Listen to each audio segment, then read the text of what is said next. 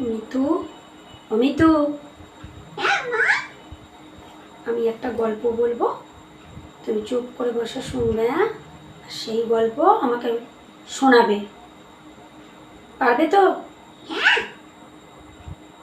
দেখি তোমার কিরকম স্মরণ শক্তি। ঠিক আছে, আমি চুপ করে বসে আছি। শোনো।